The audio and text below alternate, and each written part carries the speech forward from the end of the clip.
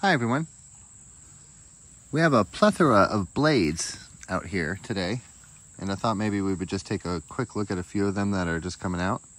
You can see these really long napped edges, or not napped, but filed edges. Paleo people had a different way of making their points. They didn't use flint napping. This one's really neat because it's painted.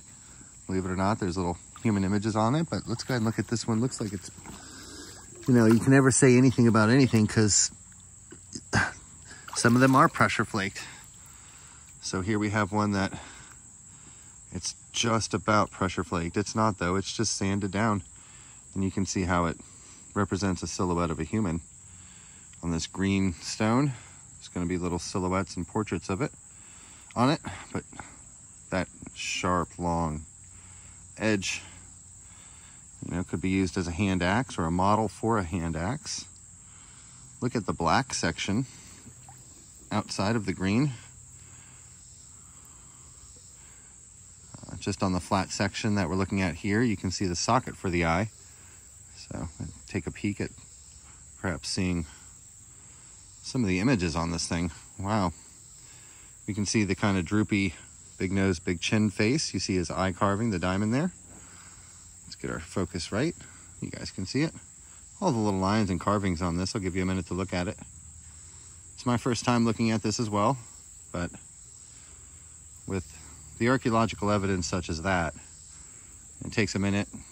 It deserves a minute for you guys to look at it to understand that this is, you know, a true thing, a real thing. It's easy to just look at this and not take your time with it. Just take a glance and make a determination that, nope, this isn't real. You guys can see the carving, how the diamond carving for the eye there.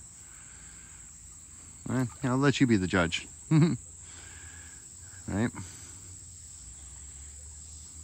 Beautiful work on this. It is very fragile. I can feel it kind of gritting off into my hands. It's a very soft stone, almost like a pottery. So I'm gonna go ahead and stick it up here and get that out of the water. But we have so many other big blades here. There's some odd shaped stone right here. Let's take a look at it. All right, so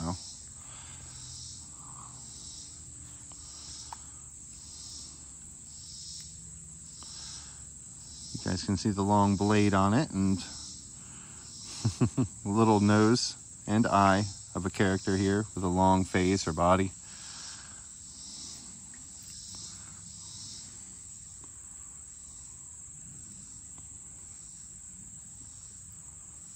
Beautiful bird effigy, very large one, might resemble a chicken or some kind of grouse pheasant. So you can see the diamond shape.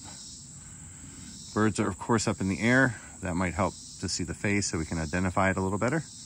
I'm tilting it because that's the way you look at the art. If we just look at it straight on, it's kind of supposed to be kind of looked at almost different ways and in different shadows. It's a little heavy, sorry for grunting. All right.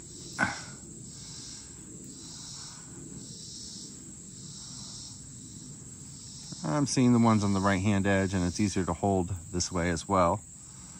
You can see how the white one is coming in.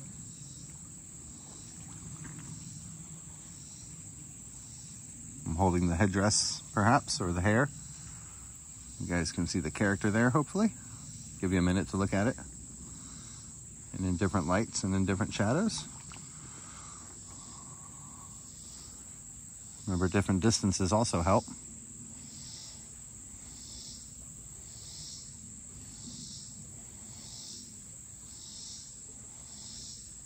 Yeah, morphs into perhaps a different face.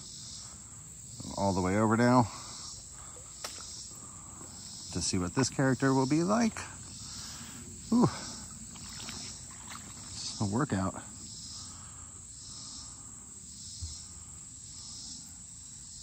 And that huge spike you can see. It's more than just an arrowhead. You can say that. Thank you for watching. Catch you guys on the next one. Bye-bye.